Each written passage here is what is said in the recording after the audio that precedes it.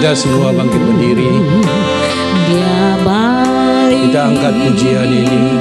Dia baik. Ku yakin Dia selalu sertaku. Dia baik bagiku. Lewat badai cobaan, semuanya mendatangkan kebaikan. Ku tahu Bapa peliharaku. Dia baik bagiku. Bapa yang dalam surga, pada saat ini kami mau mendengarkan kebenaran firman Tuhan. Engkau urapi kami semua. Allah Roh Kudus yang bekerja berkarya di dalam kami, agar setiap perkataan firman menjadi hidup di dalam kami, memberkati kami, mengajari kami, memproses kami untuk tahu akan kebenaran firman-Mu, untuk mengerti akan kehendak-Mu ya Bapa, bahkan untuk menguatkan kami dalam menghadapi situasi apapun di dunia ini. Bekerjalah ya Roh Kudus, tutup bungkus hamba-Mu dalam menyampaikan kebenaran firman-Mu. Kami siap mendengarkan firman Tuhan di dalam nama Tuhan Yesus Kristus. Haleluya. Amin. Puji Tuhan, silakan duduk. Kita mengucap syukur kalau pagi hari ini kita masih bisa mendengarkan firman Tuhan. Walaupun saudara yang kasih nama Tuhan, firman Tuhan yang disampaikan pagi hari ini dalam situasi yang berbeda dibanding dengan minggu-minggu yang lalu. Tetapi saya percaya 2-3 orang berkumpul di dalam nama Tuhan Yesus Kristus, di sana Tuhan hadir. Pagi hari ini saya memberikan judul firman Tuhan, Tuhan menolong dan melindungi kita. Kita akan membaca Mazmur 57 ayat yang kedua. Mari kita bangkit berdiri, kita baca bersama-sama. Kasihanilah aku ya Allah, kasihanilah aku, sebab kepadamu-lah jiwaku berlindung. Dalam naungan sayap-Mu aku akan berlindung sampai berlalu penghancuran itu. Nah, Bapak Ibu yang kasih nama Tuhan, pemazmur dalam hal ini Daud, dia berseru kepada Tuhan di dalam ketidakberdayaannya, dalam menghadapi situasi yang dia sedang alami saat itu.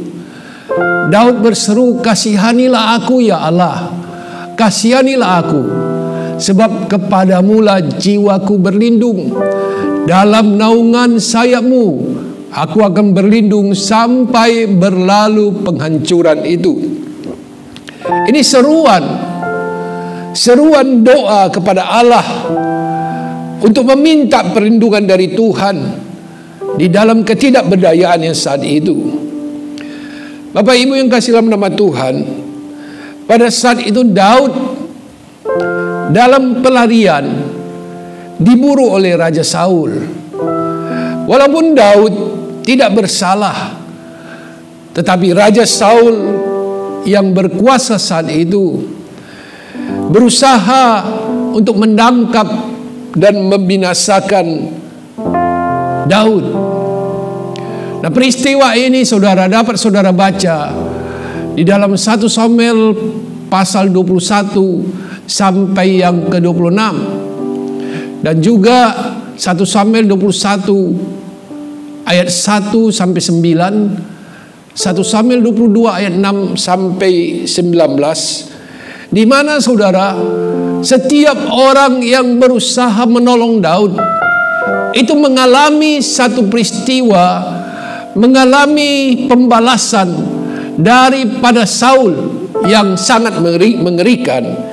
Di ayat-ayat ini, di dalam 1 Samuel 21 ayat 1 sampai 9 dan 1 Samuel 22 ayat 6 sampai 19, Ketika Daud sampai di Nob, satu kota yang bernama Nob, kemudian dia pergi ke imam yang ada di sana yang bernama Ahimelek bin Ahitub. Ahimelek ini tidak mengerti dan tidak tahu apa-apa. Ahimelek menerima Daud dan memberikan roti kepada Daud, serta memberikan pedang Goliat yang disimpan di sana, diberikan kepada Daud. Saudara, pada akhirnya Raja Saul tahu akan peristiwa di Nob ini, dan Raja Saul menganggap Ahimelek ini bersekongkol dengan Daud. Saudara, Ahimelek menerima akibat yang sangat mengerikan. Bukan saja Ahimelek, akan tetapi seluruh keluarganya, anak istrinya, ternaknya, harta bendanya, bahkan semua imam yang ada di Nob berjumlah 85 orang. Bahkan bukan itu saja, semua penduduk Nob, laki-laki, perempuan, kanak-kanak, maupun yang masih menyusui, dan juga binatang ternak mereka, semua dibunuh oleh Raja Saul. Tidak ada yang berani menolong Daud. Walaupun mereka dalam keadaan yang sanggup, tetapi mereka tidak berani. Dan tidak ada yang mau menolong dia. Daud ingat ada satu oknum yang sanggup menolong dia, yaitu Tuhan yang Maha Besar. Daud sudah punya pengalaman tentang perlindungan dan pertolongan Tuhan ketika dia menjadi gembala kambing domba ayahnya. Daud percaya Tuhan sanggup menolong dia. Itu sebabnya Daud berseru di dalam doanya kepada Allah, meminta perlindungan itu. Itu sebabnya Daud katakan, kasihanilah aku ya Allah, kasihanilah aku, sebab kepadamu lah jiwaku berlindung. Dalam naungan sayapmu aku akan berlindung sampai berlalu penghancuran itu. Nah, dalam Mazmur yang lain, di mana kalau kita membaca Mazmur 17 ayat yang ke-8, di sana Daud juga berseru kepada Allah, meminta pemeliharaan dan perlindungan dari Allah. Daud katakan, peliharalah aku seperti biji mata, sembunyikanlah aku dalam naungan sayapmu. Pemazmur ini, yakni Daud, berseru meminta supaya Tuhan memelihara dia seperti biji mata, supaya Tuhan menyembunyikan dia dalam naungan sayapnya. Pemazmur menggunakan dua lambang yang mengingat kembali kasih dan perhatian Allah kepada orang-orang yang setia kepadanya. Ada dua lambang yang dikemukakan di ayat ini. Yang pertama, saudara, biji mata. Ini menyatakan sesuatu yang sangat bernilai dan disayangi. Jadi biji mata itu satu hal yang sangat bernilai dan sangat disayangi. Ya. Tentang biji mata ini saudara dapat membaca dalam Ulangan 32 ayat 10, Amsal 7 ayat 2, dan Zakaria 2 ayat yang ke-8. Lambang yang kedua dipakai oleh Daud adalah naungan sayapmu. Ini adalah persamaan yang diambil dari seekor induk ayam yang melindungi anak-anaknya dengan sayapnya dari mara bahaya. Perlindungan seperti ini yang menggambarkan perlindungan seekor induk ayam ini banyak terdapat di kitab Mazmur. Salah satu contoh Mazmur 36 ayat yang ke-8, Mazmur 57 ayat yang kedua, Mazmur 61 ayat yang ke-5, Mazmur 63 ayat yang ke-8. Kita mungkin dapat membaca Mazmur 36 ayat yang ke-8. Betapa berharganya kasih setiamu ya Allah. Anak-anak manusia berlindung dalam naungan sayap-Mu. Ya, ayat yang lain juga menyatakan inti hal yang sama tentang perlindungan di dalam sayapnya. Ya. Nah, saudara, Kristus juga menyampaikan persamaan ini untuk menyatakan kasih-Nya kepada umat Israel. Di dalam Matius 23 ayat 37. Yerusalem, Yerusalem, engkau yang membunuh nabi-nabi dan melempari dengan batu orang-orang yang diutus kepadamu. Berkali-kali aku rindu mengumpulkan anak-anakmu, sama seperti induk ayam mengumpulkan anak-anaknya di bawah sayapnya, tetapi kamu tidak mau. Ya. Nah, saudara, ini satu ayat tentang Yerusalem, tentang Israel, di mana Allah berusaha untuk menaungi mereka, di mana Allah berusaha untuk mengumpulkan mereka, seperti induk ayam mengumpulkan anak-anaknya di bawah sayapnya. Tetapi saudara yang kasih dalam nama Tuhan, Yerusalem dikatakan orang Israel tidak mau. Dan kita tahu apa yang terjadi dengan bangsa ini. Semua orang percaya harus berseru kepada Allah, harus berdoa kepada Allah, agar Allah menjangkau untuk menolong kita pada saat-saat bahaya.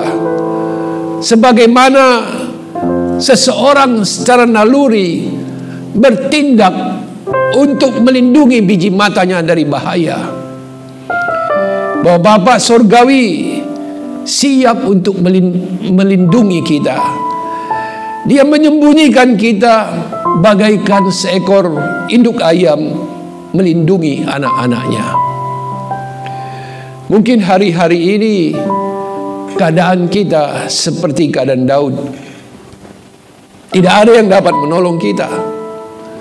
Ada kekuatan besar, dalam tanda petik ada kekuatan besar yang terus mengejar dan berusaha membinasakan kita dengan berbagai caranya.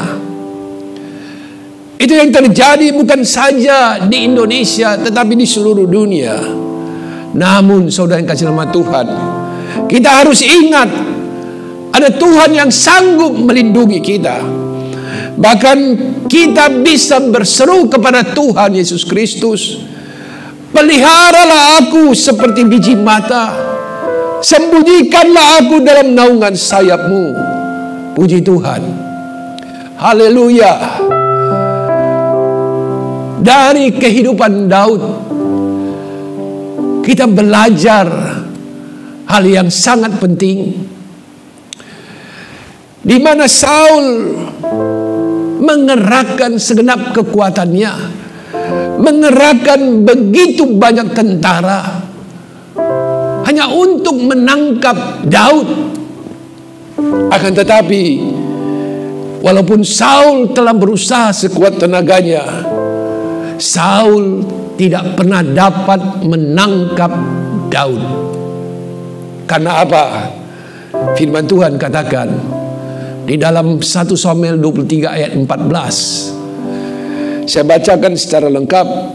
Maka Daud tinggal di padang gurun, di tempat-tempat perlindungan.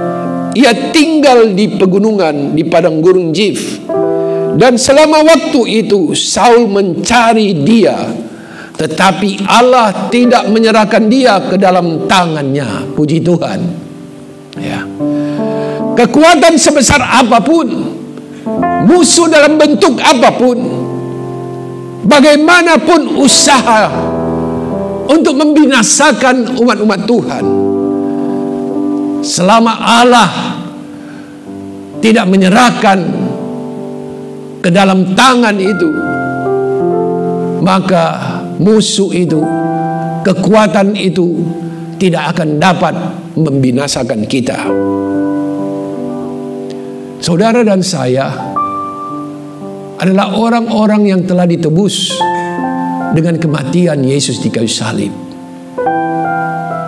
dengan harga yang teramat mahal.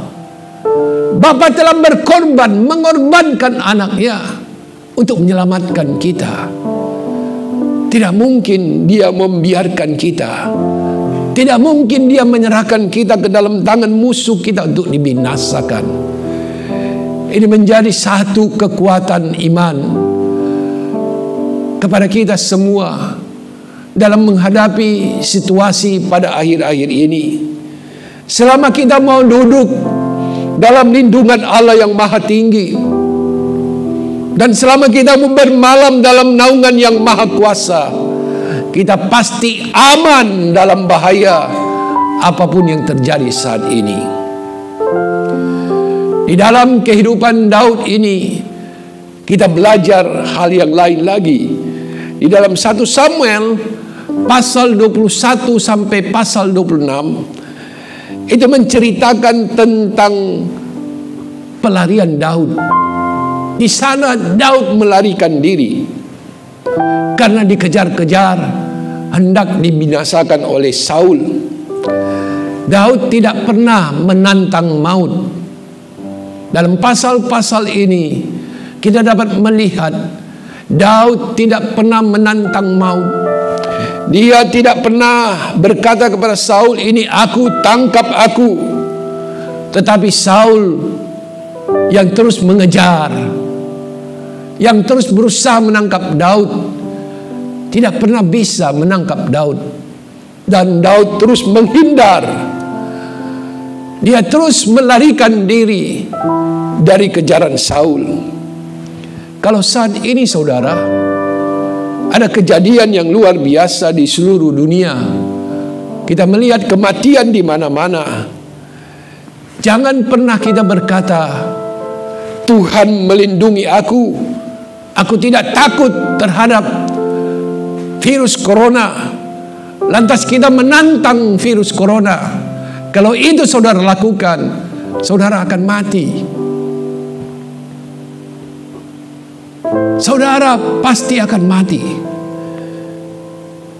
Karena itu namanya mencobai Tuhan. Ketika Tuhan Yesus pada pencobaan ketiga, dia dibawa iblis ke bumbungan bait Allah yang tinggi.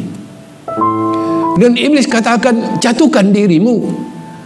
Sebab tentang engkau ada firman yang berkata, dia akan mengutus malaikat-malaikatnya menatang engkau, sehingga engkau tidak terantuk."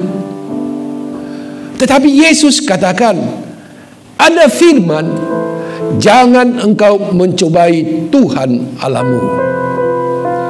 Puji Tuhan. Ini harus kita mengerti, harus kita pahami. Ya. Kita punya iman yang kuat kepada Tuhan, bahwa Allah sanggup menolong dan melindungi kita. Di dalam 2 Samuel 23 ayat 15, di sana dikatakan Daud takut karena Saul telah keluar dengan maksud mencabut nyawanya ketika Daud ada di padang gunung Zif di Koresa. Saya garis bawahi, Daud takut saudara. Ya, Daud takut. Penting bagi kita menyadari, orang seperti Daud juga mengalami ketakutan. Ya. Akan tetapi saudara, Daud ketika dia mengalami ketakutan, dia tidak panik. Ya. Dia tidak melakukan hal-hal yang justru dapat menambah ketakutannya. Tetapi ketika Daud takut, dia mengatasi ketakutannya itu dengan percaya kepada Allahnya. Dikatakan Daud dalam Mazmur 56 ayat 3 sampai 4. Waktu aku takut, aku ini percaya kepadamu. Kepada Allah yang firman-Nya kupuji. Kepada Allah aku percaya. Aku tidak takut. Puji Tuhan. Puji Tuhan. Haleluya. Biarlah firman ini juga mengajar kita orang-orang percaya. Kalau ketakutan itu sudah menyebar kemana-mana, mungkin kita takut melihat keadaan sekarang ini, melihat dampak kepada sektor ekonomi. Ada rasa takut yang muncul. Namun kita selalu diingatkan oleh kebenaran firman Tuhan, kita punya Tuhan yang maha besar. Amin. Kita punya Tuhan yang maha kuasa. Dia sanggup melindungi kita. Dia sanggup melindungi saya dan keluarga saya. Dia sanggup melindungi saudara dan keluarga saudara. Dia pasti melindungi orang-orang yang percaya kepadanya. Orang-orang yang berada dalam naungan sayapnya itu pasti akan dilindungi oleh Tuhan. Mazmur 37 ayat 39 katakan, orang-orang benar diselamatkan oleh Tuhan. Ia adalah tempat perlindungan mereka pada waktu kesesakan. Haleluya. Kita pasti dilindungi Tuhan. Pada waktu kesesakan seperti ini, hanya Tuhan yang sanggup melindungi kita. Tidak ada yang lain. Kita tidak berdaya. Tuhan sanggup melindungi saudara. 2 Tesalonika 3 ayat yang ketiga. Tetapi Tuhan adalah setia. Ia akan menguatkan hatimu dan memelihara kamu terhadap yang jahat. Puji Tuhan. Ya. Tuhan yang saudara sembah, Tuhan yang kita sembah adalah Tuhan yang setia. Tuhan yang sanggup memelihara kita.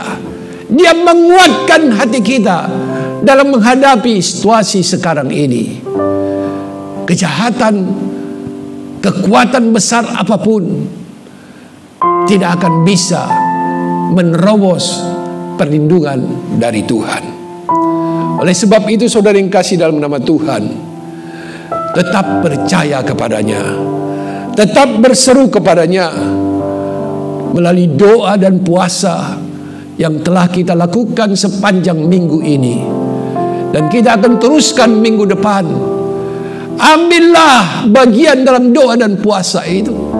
Berserulah kepada Tuhan, biar kita ada di dalam naungan kuasa-Nya. Biar kita semua dipelihara seperti biji mata dan dilindungi Tuhan dalam naungan sayap-Nya. Puji Tuhan, kiranya Tuhan memberkati kita semua. Kita semua bangkit berdiri. Kita akan angkat pujian. Tuhan selalu menolongku. Haleluya. Amin.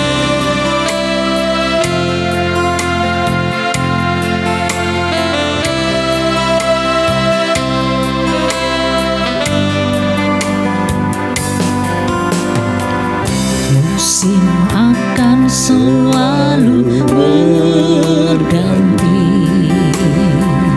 kasih Tuhan tetap abadi, tak akan berubah sampai selamanya. Ku tetap percaya, Tuhan memberkati.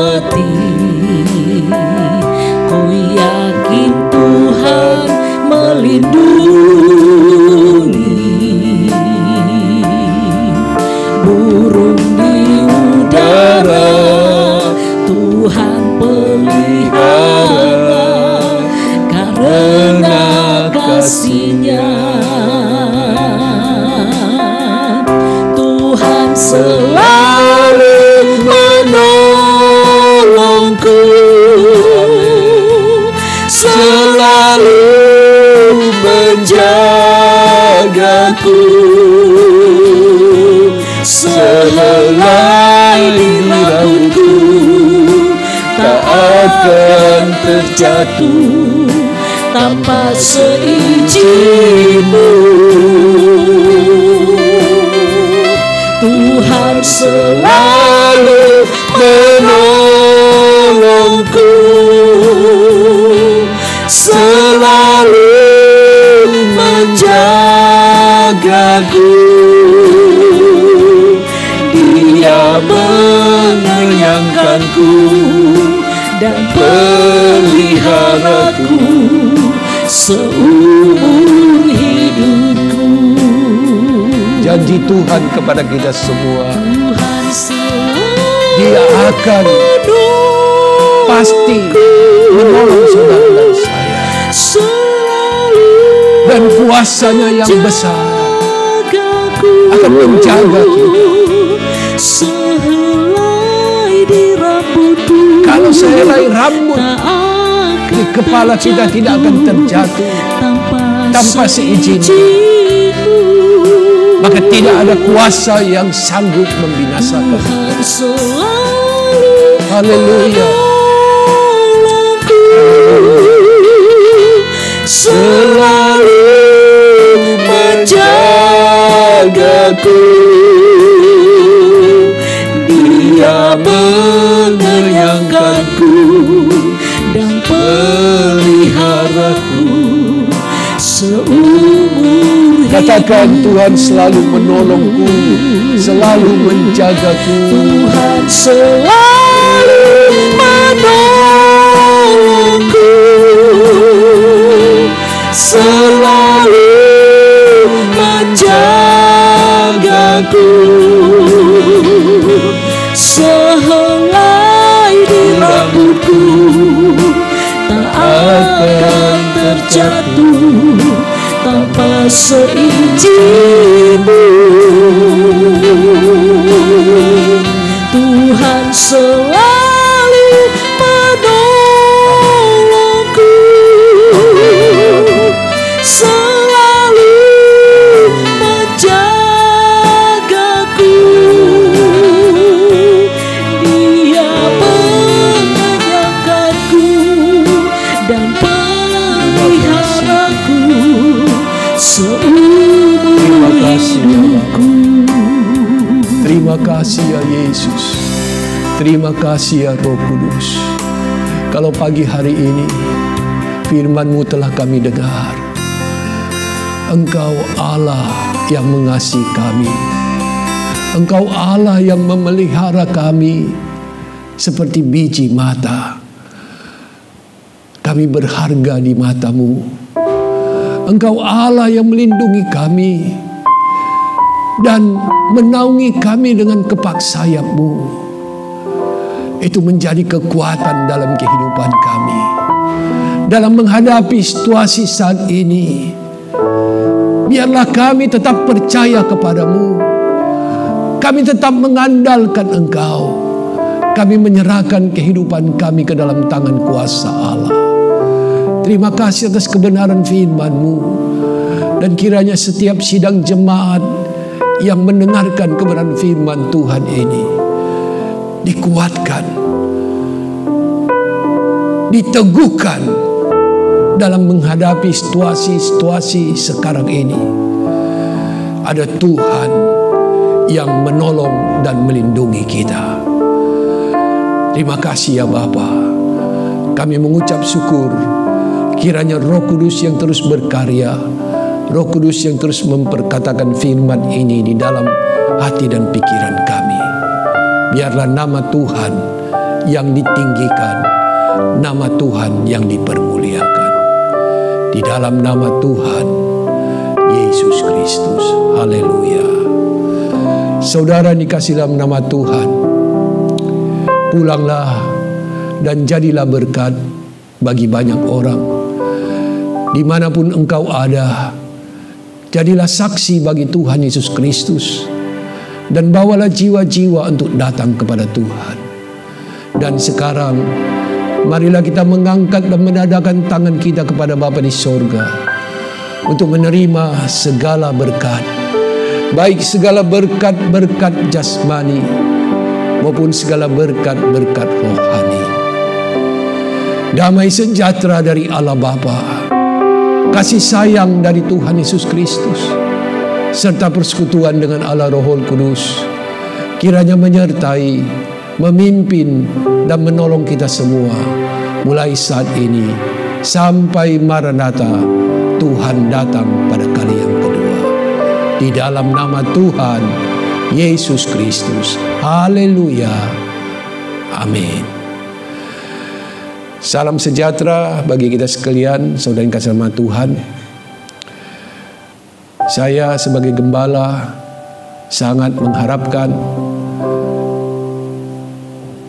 seluruh keluarga dapat menjalankan ibadah di keluarga masing-masing, dapat ambil bagian dalam doa puasa di minggu depan ini. Mari kita merendahkan diri di hadapan Tuhan, berseru bagi bangsa kita, bagi pemimpin-pemimpin bangsa kita. Kita berseru dan berdoa bagi para dokter, perawat, dan orang-orang medis lainnya yang ada di garis depan dalam menolong pasien-pasien yang positif terjangkit virus corona. Saya percaya Tuhan akan melalukan ini. Tuhan akan menolong kita semua. Dan mari selain doa dan puasa, juga kiranya jadwal-jadwal doa yang ada tetap diisi di keluarga masing-masing.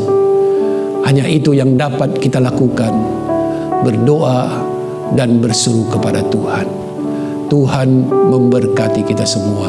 Puji Tuhan. Haleluya.